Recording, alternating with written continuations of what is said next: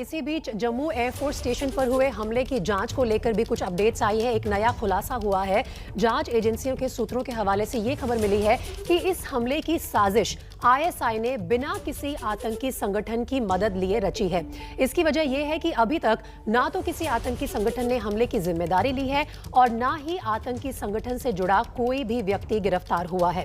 खुफिया सूत्रों का मानना है कि आईएसआई ड्रोन से हमले की इस साजिश को बिल्कुल छुपा कर रखना चाहता था, इसीलिए इसकी जानकारी हमले को अंजाम देने वाले और साजिश करने वाले सिर्फ 2 लोगों तक ही सीमित थी। अजय, ये एक बड़ी डेवलपमेंट है जांच को लेकर। अगर एजेंसीज का शक है कि आईएसआई ने किसी आतंकी संगठन का भी इस्तेमाल नहीं किया है इस ड्रोन अटैक के लिए, तो इसका मतलब ये है कि हर तरीके से ऑपरेशन बिल्कुल नया था। ना सिर्फ ड्रोन का इस्तेमाल करना, बल्कि किस तरह से इस ऑपरेशन को अंजाम दिया जाएगा वो भी।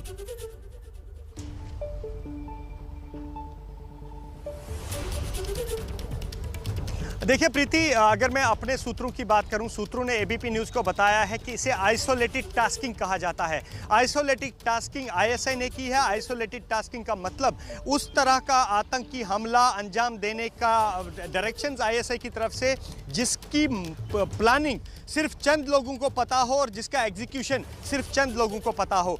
इस जांच में जुड़ी एजेंसियों ने प्रीति अभी तक किसी शख्स को औपचारिक तौर पर गिरफ्तार नहीं किया है, पहली वजह। दूसरी वजह, इस हमले में की रिस्पॉन्सिबिलिटी अभी तक किसी आतंकी संगठन ने नहीं ली है। और तीसरी बात इस जांच में जो सामने आई है कि अभी तक किसी भी आतंकी, बड़े आतंकी नेटवर्क के या संगठन के किसी भी ओजीडब्ल्यू नेटवर्क पर क्रैकडाउन नहीं हुआ है, जो ये साफ दर्शाता है कि जो 4 दिन से जो जांच इस हमले में हो रही है उस पर कोई बड़ी लीड अभी तक जो है एजेंसियों को नहीं मिली है। जिसके बाद अब एजेंसियां एक और एंगल पर जांच कर रही है जिसमें यह कहा गया है कि एक आइसोलेटेड टास्किंग का मामला हो सकता है। मतलब वो टास्क, वो आतंकी साजिश जिसे आईएसआई ने रचा और उन लोगों को एग्जीक्यूट करने को कहा जो जम्मू कश्मीर में या भारत के जो एजेंसीज हैं उनके नक्शे पर ना हो या उनके राडार पर ना हो। सुरक्षा एजेंसियों ने एबीपी न्यूज़ को यह भी बताया है कि ये जिस शख्स ने इस ड्रोन वाली साजिश को अंजाम दिया है वो ड्रोन चलाने में कोई माहिर शख्स हो सकता है, क्योंकि आईएसआई इतना बड़ा रिस्क नहीं ले सकता कि इतने बड़ा टास्क किसी नौसिखिए को दे या उस शख्स को दे जिसने ड्रोन चलाना नया सीखा हो। तो ऐसे में क्योंकि सुरक्षा एजेंसियां लगातार इंटरसेप्ट ले रही हैं विभिन्न आतंकी संगठनों का। प्रीति, यहाँ यह भी बता दूं, जो जम्मू के बन टोल प्लाजा पर हमला हुआ था और 4 जैश के आतंकियों को उसी ट्रक में मार गिराया गया था जिस ट्रक से वो जम्मू से श्रीनगर की तरफ जा रहे थे।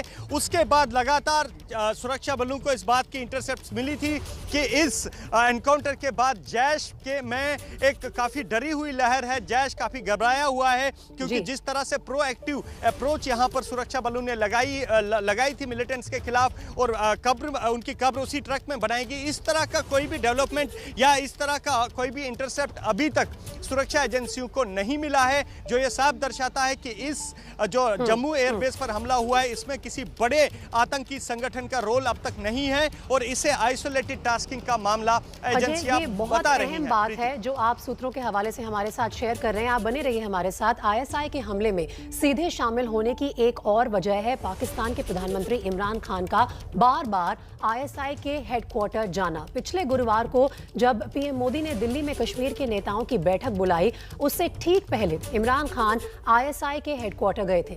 उस बैठक में इमरान खान के अलावा पाकिस्तान के सेना प्रमुख कमर जावेद बाजवा और आईएसआई के बड़े अफसर सभी शामिल थे। 1 महीने में इमरान खान ने दूसरी बार आईएसआई हेडक्वार्टर का दौरा किया है। तो इन सभी चीजों को अगर जोड़ा जाए तो कहीं ना कहीं ऐसा लगता है कि पाकिस्तान और आईएसआई एक बड़ी साजिश को अंजाम देना चाहते थे। अब हम चलते हैं सीधा रक्षा विशेषज्ञ लेफ्टिनेंट जनरल गुरमीत सिंह के पास, जो इस वक्त हमारे साथ जुड़ रहे हैं ब्रॉडकास्ट में, और अजय तो हमारे साथ रहेंगे ही। लेफ्टिनेंट जनरल गुरमीत सिंह, मैं आपसे ये पूछना चाहती हूँ कि अजय ने जो बात की, सूत्रों के हवाले से पता चल रहा है कि शायद कहीं ना कहीं ये ऑपरेशन एक आइसोलेटेड टास्किंग के तहत हुआ है।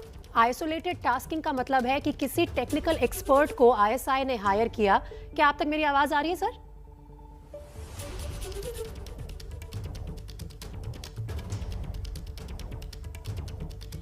अच्छा, मुझे लगता है कि गुरमीत सिंह जी के पास मेरी आवाज़ अभी नहीं जा रही है, लेकिन अजय, आइसोलेटेड टास्किंग का मतलब है कि किसी एक एक्सपर्ट को, ड्रोन एक्सपर्ट को पहले ढूंढा गया, उसे ही हायर किया गया आईएसआई द्वारा, और जो भी सारी साजिश थी उसको इतना पुख्ता तौर पर गुप्त रखा गया कि किसी तीसरे व्यक्ति तक इसकी कानो कान खबर नहीं पहुंची, और एग्जीक्यूशन तक अभी तक जिम्मेदारी लेने के लिए भी कोई सामने नहीं आया है।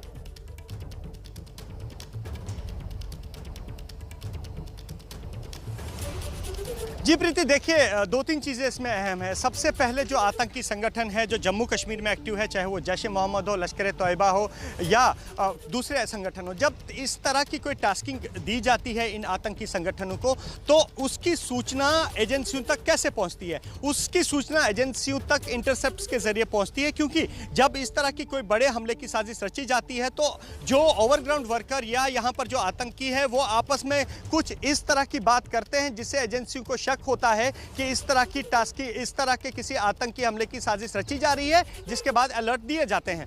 तो इस मामले में ना कि इस हमले से पहले बल्कि इस हमले के आज चौथे दिन बाद भी यहाँ पर जो OGW नेटवर्क है या जो आतंकी आपस में बात करते हैं, जिनकी इंटरसेप्ट्स यहाँ पर सुरक्षा एजेंसियां लगातार ले रही हैं, इस तरह की कोई हलचल या इस तरह का कोई इंटरसेप्ट सुरक्षा बलों के पास नहीं आया है। सबसे बड़ी वजह।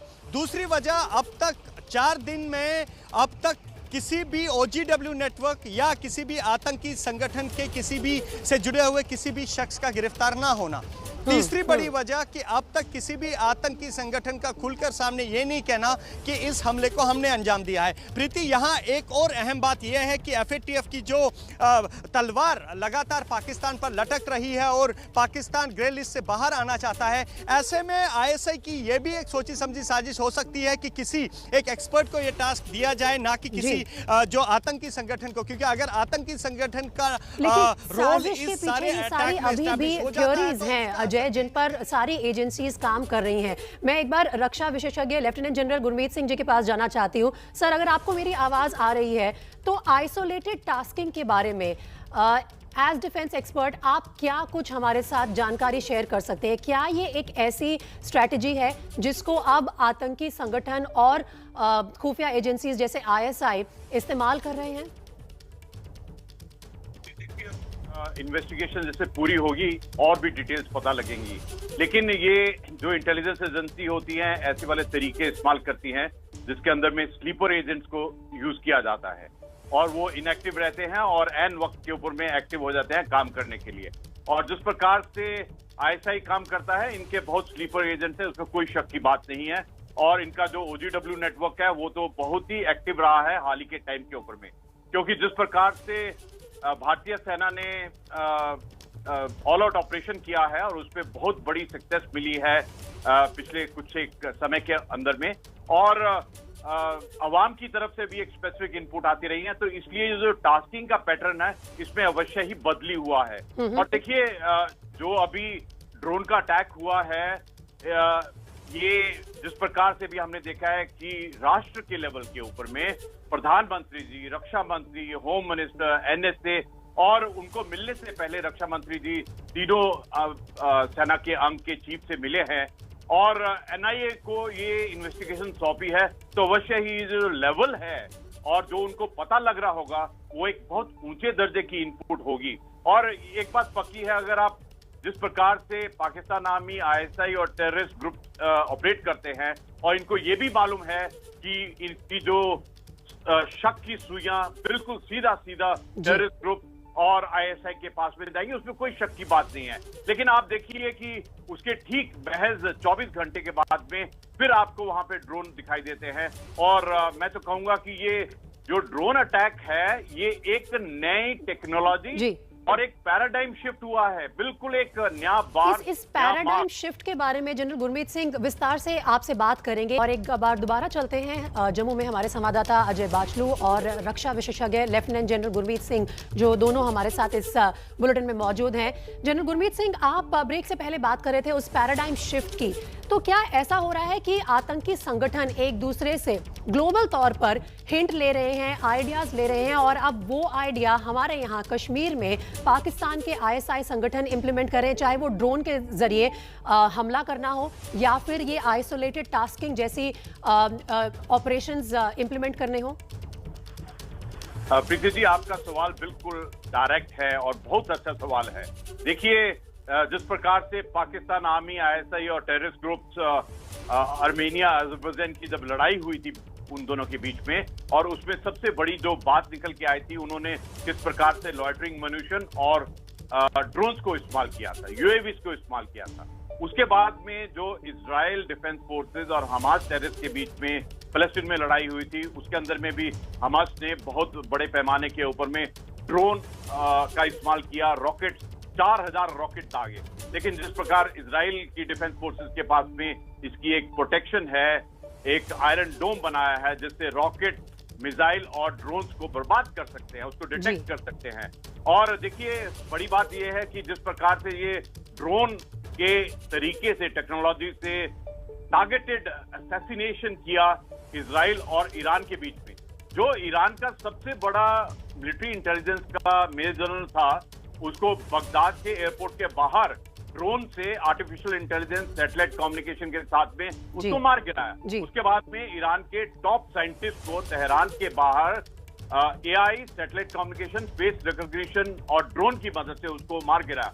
देखिए, ये जो टेक्नोलॉजी है, जो इसका इस्तेमाल हुआ है 27 तारीख की सुबह को, ये इसने इस इलाके के अंदर में, हमारे इलाके के अंदर भारत और पाकिस्तान के बीच के अंदर में लड़ाई की जो पहले टेरर और कॉन्फ्लिक्ट था, उसमें बिल्कुल एक नया अध्याय जोड़ा है। बिल्कुल, मैं आपसे सहमत हूं। और एक तरह से ये जो जुर्रत की है आईएसआई ने, ललकारा है भारत को, भारत की सुरक्षा एजेंसीज को, कि अगर वो टेक्नोलॉजी को इस्तेमाल करके भारत पर अटैक करेंगे तो अब हमें भी अपनी सुरक्षा के लिए नई टेक्नोलॉजी का इस्तेमाल करना जरूरी हो जाएगा। बहुत बहुत शुक्रिया लेफ्टिनेंट जनरल गुरमीत सिंह और अजय हमारे साथ जुड़ने के लिए।